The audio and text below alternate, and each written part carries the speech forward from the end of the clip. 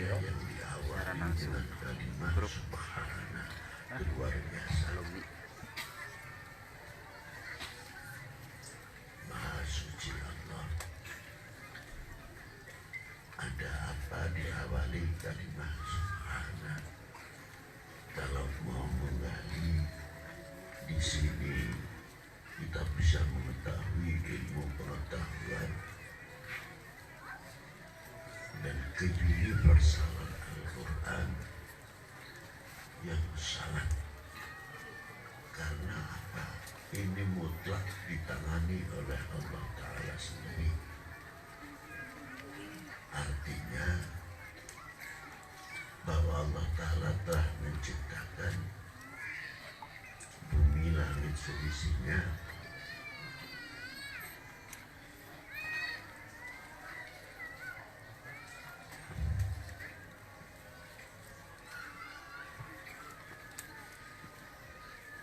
dan alam-alam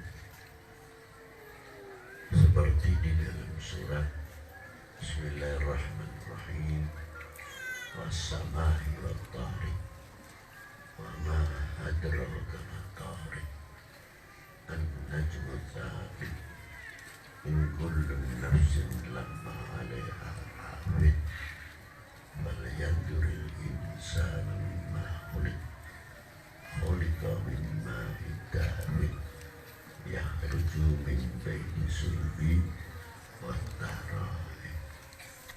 Ini ayat surat luar biasa. Satu, membahas tentang ilmu astronomi atau antariksa, tapi di bawahnya membahas ilmu anatomi manusia. Satu sisi tentang uluhiyah yang hebat. Apa kaitannya dengan subhanalladzi asra bi 'abdihi lailan minal masjidil haram ilal masjidil aqsa, seterusnya.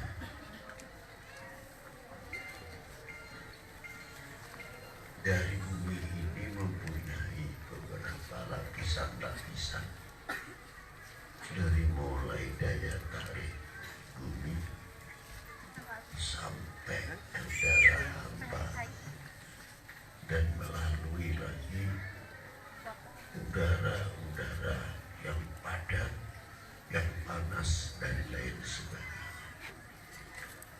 mempunyai gravitasi masing-masing.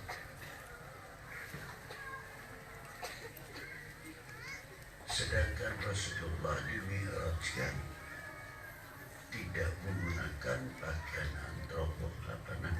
Apollo, antariksa, pakaian yang luar biasa, pakaian sederhana biasa, naiknya suatu kendaraan hayawan yang diberi nama buruk. Padahal tidak bisa dilogikakan, oh buruk ini ada pendapat itu suatu alat teknis dan sebagainya. Yang saya tanyakan, kalau Allah Ta'ala menciptakan itu hayawan, mau apa? Memang hayawan itu diberi kekuatan bisa terbang dan sebagainya, mengapa harus diilmiahkan? Ada tempat yang harus diilmiahkan, ada tempat yang tidak harus diilmiahkan. Kodrat irodatnya Allah Ta'ala kok mau dipodal-podal.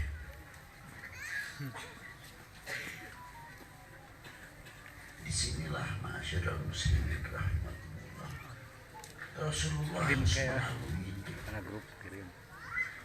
dari hamba udara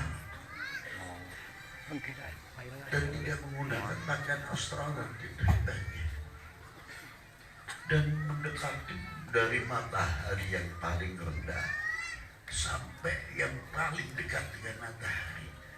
Anehnya justru Rasulullah kuat atas kami. Karena apa yang diciptakan oleh Allah seperti matahari, bintang, bulan sampai ke surga, itu dari sebab nurnya baginda Nabi Sallallahu Alaihi Wasallam. Rasulullah melewati, semua tunduk, cahayanya kalah sebenarnya dengan nur Nabi Sallallahu Alaihi Wasallam. Jangan berlebihan. Lo kalau soal mau jadalah dialog masalah berlebihan, apakah Allah Ta'ala memberitakan malaikat sujud kepada Nabi Allah Adam tidak berlebihan? Silat lidah sih enak saja. Malaikat yang begitu hebat termasuk Wa'idhulna ya wa'idhulna Rabbul malaikati sujudu li Adam apa saja illa iblis. Kalau di sini wa'idhulna Rabbuka lil malaikati ini jamaah. Gak ada malaikat Jibrilnya, ada Mikail, Israfil, lengkap semua malaikat disuruh sujud kepada Nabi Allah Adam. Nah saya tanya, apakah itu tidak berlebihan? Dan seandainya kita hidup di zaman itu, lalu kita mau ikut iblis atau ikut malaikat? Ikut malaikat, sujud kepada Nabi Adam. Kalau gak kebenaran sih itu ngomong apa? Makanya jangan mudah nuduh sirak-sirik ya. Senangnya malaikat itu tidak ngerti tauhid. Nah, sudah muslimin. Rasulullah sampai semua tunduk kepada baginda Nabi. Malah yang silu itu semua yang dilalui oleh baginda Nabi. Sampai ringkas saja menghadap Allah Subhanahu wa Ta'ala, at-tahiyyatul mubarakatus salawatut thayyibatul lillah, dijawab oleh assalamu alayka ayyuhan nabiyyu wa rahmatullahi wa barakatuh. Tapi Rasulullah tidak mempunyai sifat monopoli. Padahal pakainya mukhatab. Kata orang ahli nahu, assalamualaikum, langsung di depannya. Salam sejahtera untukmu atau kepadamu, langsung. Tapi Rasulullah sangat peduli terhadap umatnya dan kepada hamba-hamba Allah terpilih, artinya orang-orang waktu. Maka setelah itu Rasulullah minta, ya Allah, jangan untuk saya saja, assalamu alaina. Pakainya lafal jamak. Untuk siapa? Untuk umat. Nah umat itu ada siapa? Ada ulama, ada orang soleh, dikhususkan juga oleh baginda Nabi, assalamu alaina wa ala ibadillahi sholihin. Itu hebatnya baginda Nabi sallallahu alaihi wasallam. Disinilah menunjukkan bahwa Rasulullah cinta umat, cinta pada orang-orang yang soleh. Amin. Hebatnya. Udahlah ringkas ini semua. Diperintah mendapat oleh Allah Ta'ala, diperintah 5 waktu. Tapi anehnya pertama kali diperintah mendapat 50 waktu.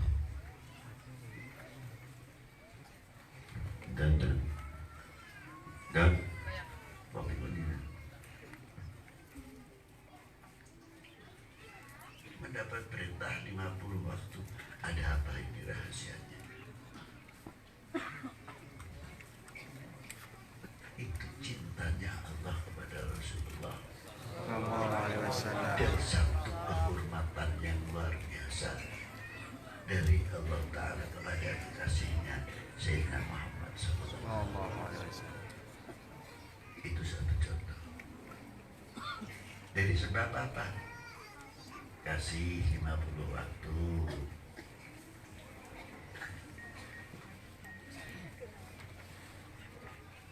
Tidak membantah atau umat saya tidak kuat, tidak. Ini maqamatil mahmud, akhlaknya Rasulullah SAW.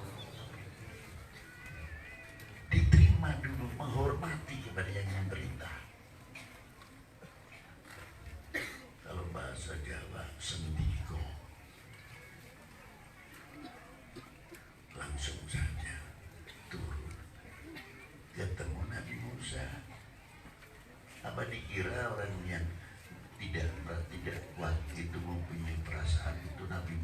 saja untuk umat. Tidak, Rasulullah lebih dari itu. Diperintahkan Nabi Musa, umatmu tidak kuat, temu lagi dengan Allah Ta'ala. Loh, inilah Rasulullah sudah tahu kalau umatnya tidak kuat. Tapi ada rahasia apa sebenarnya? Sebab pertama ketemu dengan Allah Ta'ala, Rasulullah kan mendapatkan nur, asrar, wal anwar, rahasia-rahasia dari Allah Subhanahu wa Ta'ala. Dan apa yang ada di dalam Quran bukan sekadar assalamualaikum ya Nabi warahmatullahi wabarakatuh. Dan ketika turun Nabi Musa ngerti, oh, Rasulullah dapat bagian. Ketemu lagi dikurangi 5. Berarti kalau ketemunya pertama kali 1 kali, yang 45 dibagi 9. Bolak-balik. Berarti baginda Nabi ketemu dengan Allah Ta'ala berapa kali? 10 kali. Itu rahasianya 50 waktu. Kalau diberi 5 waktu sepotong, ya baginda Nabi ketemu dengan Allah Ta'ala cuma 1 kali. Disinilah hebatnya baginda Nabi Sallallahu Alaihi Wasallam. Minum dulu ya.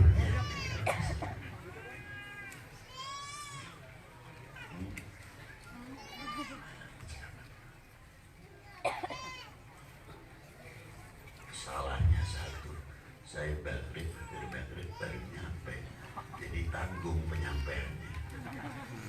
Saya minta maaf besar-besar. Pada capeknya luar biasa banget. Dari mulai keliling Pemalang, Moga, daerah Moga langsung Semarang, Harlah, Eko, langsung ke Jakarta ke Cangkola. Karena apa? Melihat baginda Nabi Sallallahu Alaihi Wasallam. Kalau tidak malu sama baginda Nabi SAW, saya sayangnya hoyong namanya beri kulem bayar, capek-capek kering istilah. Tapi era isi kalau kita melihat baginda Nabi Sallallahu Alaihi Wasallam, Nabi tidak pernah mengatakan capek. Itulah masyaallah muslimin rahimahullah. Ini hebatnya sholat sekali lagi. Nah, surat ini subhanalladzi asra bi abdihi lailan minal masjidil haram ilal masjidil aqsa. Sebab apa? Ada apa rahasia yang diangkat dari Masjidil Haram ilal Masjidil Aqsa? Karena ada sejarah.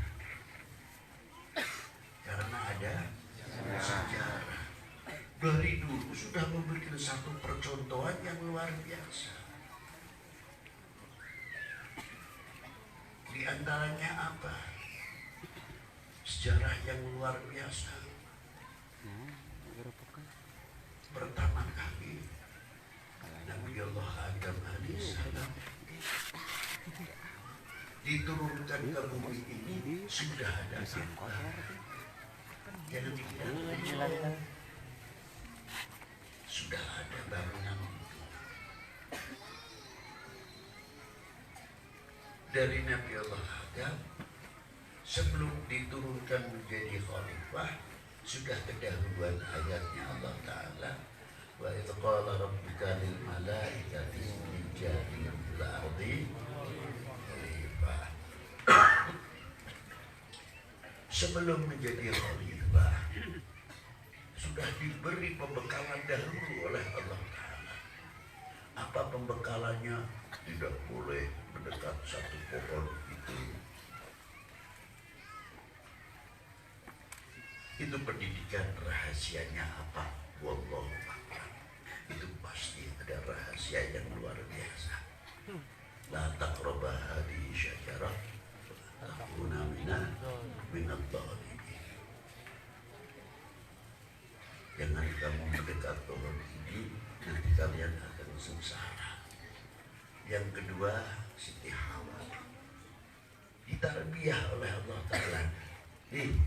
Lu bekali nih, kamu akan menjadi khalifah. Sebelumnya Allah Ta'ala sudah mendidik lagi. Wa'allama Adam al-asma'a kullaha thumma aradhum 'alal mala'a. Nah, akhiril ayat Allah Ta'ala diajari semua pohon-pohonan, buah-buahan apa yang ada dalam surga kepada Nabi Allah Adam. Bukan sekadar wa'allama Adam al-asma'a kullaha untuk makan buah-buahan apa yang ada di surga. Tidak, ini pembekalan kamu akan diturunkan di dunia, mampu tidak menjadi petani-petani yang istimewa, menjadi ekonom yang istimewa. Bagaimana cocok tanamnya apel, bagaimana cocok tanamnya jeruk kalau makanan sekarang. Sudah dididik oleh Allah Subhanahu wa Ta'ala, luar biasa. Sehingga ketika Nabi Allah Adam turun ke bumi, sudah luar biasa pembekalan, bisa cocok tanam dan sebagainya. Bukan ujung-ujung menjadi khilafah atau menjadi khalifah. Uangnya dari mana? Kalau tak mempunyai uang, ya saya tanya juga, ini sponsornya di belakang siapa? Untuk apa Indonesia?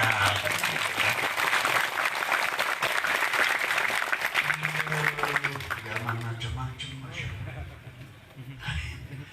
Dibekali hebat, itu luar biasa Nabi Adam. Tidak sekonyong-konyong menjadi khalifah. Sejarah disinilah hebatnya. Bagaimana Nabi Allah Adam turun, Nabi Allah Syed, Nabi Allah Ibrahim, Nabi Allah Idris, sampai Nabi Allah Nuh. Dari Nabi Allah Nuh pecah menjadi suku bangsa Ta'aruf. Siapa di antaranya keturunan Nabi Allah Nuh? Arya yang menurunkan Persia atau Iran, Argentina, Jerman, sebagian India, Pakistan, dari suku Bani Arya dan lainnya. Yang kedua, Babilonia, Irak keturunannya, dan sebagian Afrika, barbar Afrika sampai Mongol, Semit, Arab, dan Eropa. Dari situlah keturunan Nabiullah Nuh alaihi salam. Nah, Nabi Allah Ibrahim bagian di antara keturunan Nabi Allah Nuh, mempunyai anak Ismail yang menurunkan baginda Nabi Sallallahu Alaihi Wasallam. Menjadi suku bangsa Ta'aruf. Kita sejauh mana mengenal kepada suku bangsa ini? Umpamanya apa Ta'aruf untuk mengenal kayak Habib Lutfi jodoh. Hidungnya panjang nih pasti turunan Arab. Jangan campur budi juga. Karena melihat hidung, wah ini Sunda kuning, ini sawo mateng Madura, ini begini, ini bukan itu Ta'aruf. Ta'aruf untuk saling mengenal kelebihan-kelebihan apa yang diberi oleh Allah dalam suku bangsa ini. Kita mampu saling mengenal untuk mengisi kekurangan kedua belah pihak atau tidak. Saling mengisi, bukan saling menghantam. Kalau kita mengenal Ta'aruf yang sebenarnya, kita ini menjadi perekat umat, perekat bangsa, pemersatu umat, pemersatu bangsa, bukan pengobok-ngobok. Wah itu. Karena apa? Ta'aruf mengenal. Lebih-lebih kita ini semuanya mengenal bangsanya sendiri. Sejauh mana kita mengenal Indonesia?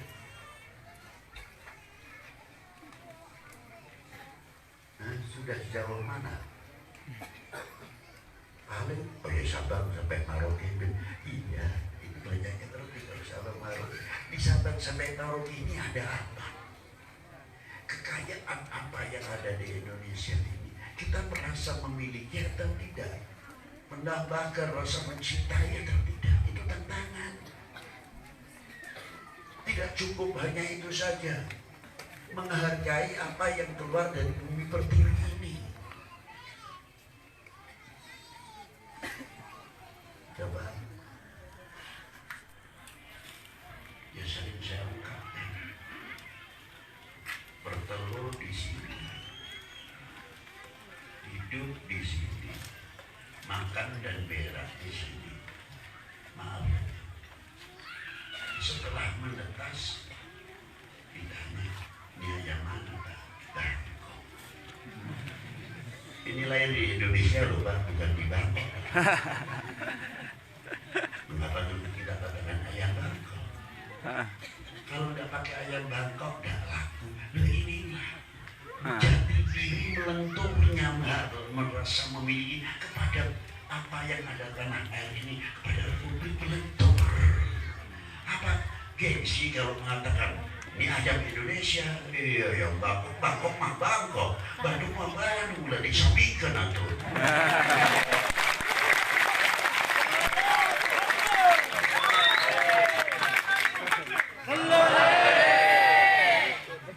Coba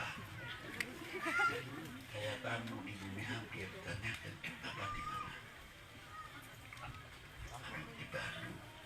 Saya bilang katanya orang Amerika, sah, kamu mau Bandung tulen. Nah, ini bangsa kalau bisa.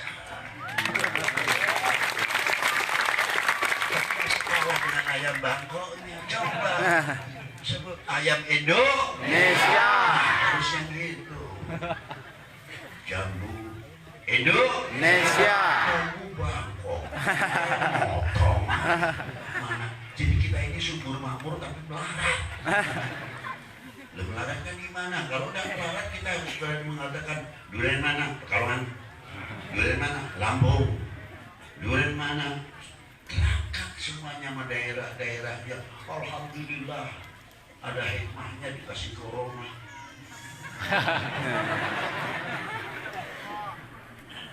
Kalau bahasa Semarang Pekalongan corona itu konrono ae, konrono ae. Ojo ning kene konrono ae. Kok kesana aja lah sana.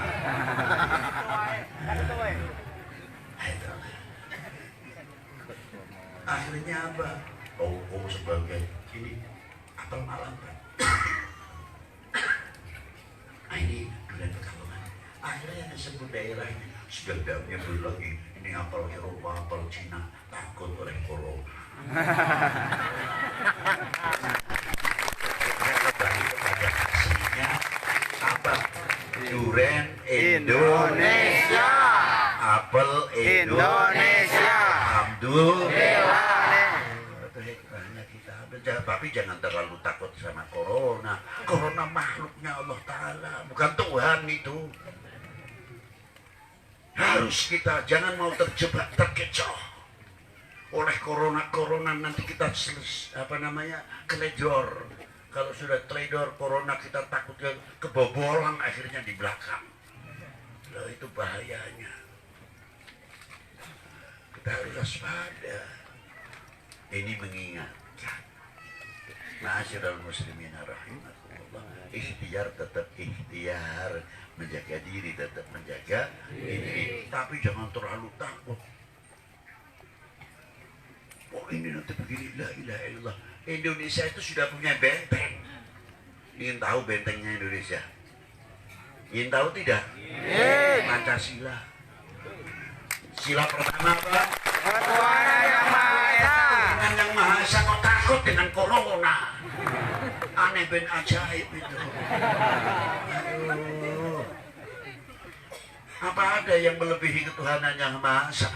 Tidak. Nah, kita minta sama Allah Ta'ala, standarnya kepada Allah Ta'ala, Indonesia aman, Indonesia sejahtera, Indonesia makmur, dari bala daun dan segala. Maghribnya ada sekali.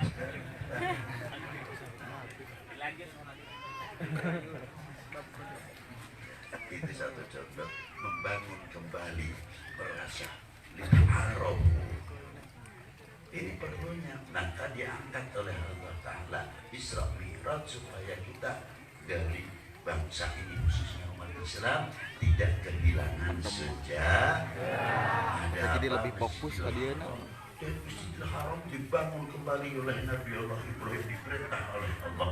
Yang tadinya Ka'bah sudah kemana? Diingatkan oleh Allah, gali itu fondasinya. Ketidakbukan karena petunjuk Allah Ta'ala hingga fondasi asal usul Ka'bah ada. Berarti apa? Kita jangan meninggalkan asas. Jangan meninggalkan kita umat Islam Indonesia, ya asas Indonesia jangan kita tinggalkan. Kami umat Islam Ahli Sunnah wal Jamaah, Nahdlatul Ulama khususnya Indonesia, kami adalah tetap orang Indonesia. Jangan gitu. Pakai sorban sedikit, maaf saja bukan saya mengkritik, sudah lupa dirinya, seolah-olah dirinya orang mana.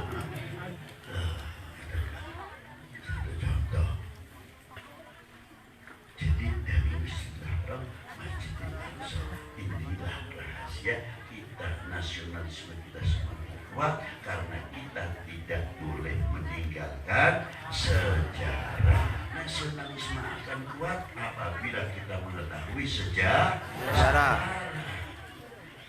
Contoh, anak-anak yang mengerti sejarahnya orang tua, capeknya orang tua mencari makan sesuap nasi supaya anak-anaknya tidak kelaparan, tidak telanjang, tidak mengenal waktu. Mungkin ada yang jam setengah satu malam sudah rame-rame berangkat ke pasar. Nanti habis subuh ada yang berburu pesawat karena kecintaannya kepada putra putrinya, tidak mengharapkan putra putrinya tidak menjadi generasi penerus. Yang diharapkan menjadi generasi penerus bisa menjawab tantangan umat dan tantangan bangsa.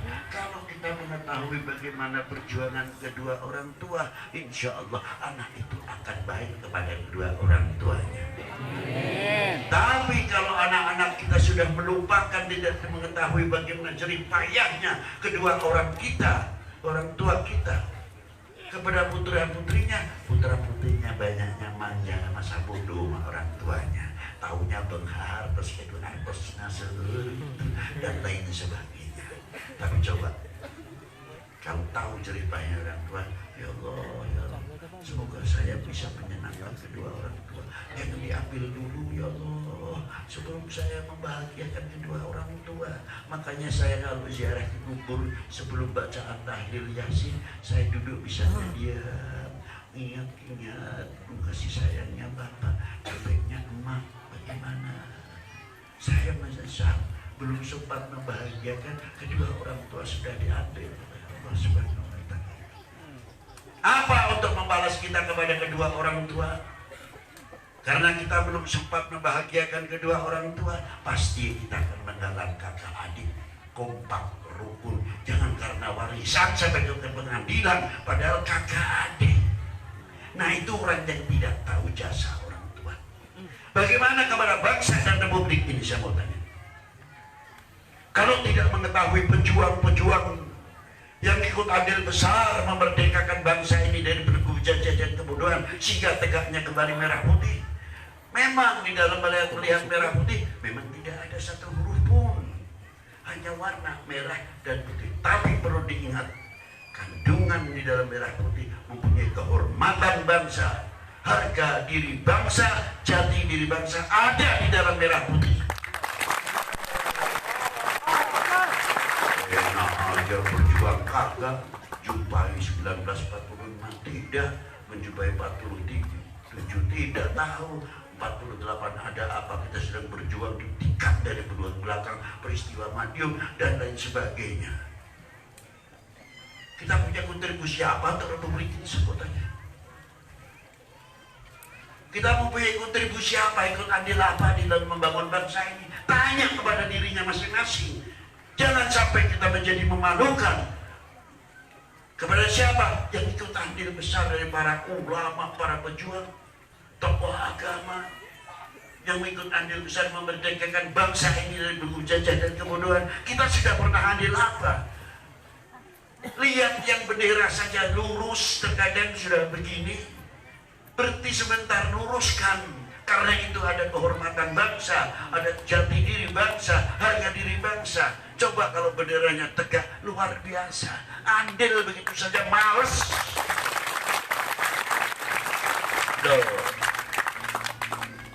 Nah inilah, maka perlunya adanya tausiah kebangsaan di mana-mana.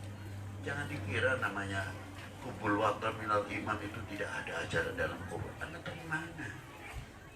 Lengkap al-Islam itu. Nah, semoga kita menjadi bangsa yang lebih malu kepada para beliau. Amin. Jangan sampai menjadi umat dan bangsa yang mengecewakan para beliau. Ayo kita isi kemerdekaan ini bersama-sama, sehingga umat dan bangsa yang ada di Indonesia ini, bangsa kami adalah bangsa yang besar. Negeri kami negeri yang luas. Harus itu menjadi kebanggaan. Makanya Pak Habib kalau ada orang ditanya, Bapak dari mana? Saya dari Indonesia, Habib. Wah, senang banget jawabannya. Ah ini, Bapak di mana? Untuk Indonesia. Tunjukkan kebanggaan. Kami bangga menjadi orang yang beragama. Kami bangga menjadi bangsa Indonesia. Kami bangga menjadi putra putri Indonesia. Kami bangga menjadi penerus perjuangan nenek moyang kami Indonesia. Maka bagi kami,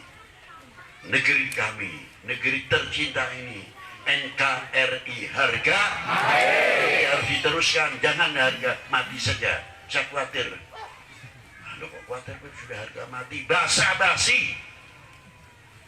Jangan sampai kita yang orang yang mengucapkan NKRI harga mati tapi basa-basi, tapi NKRI tidak basa-basi tapi harga mati. Assalamualaikum warahmatullahi wabarakatuh.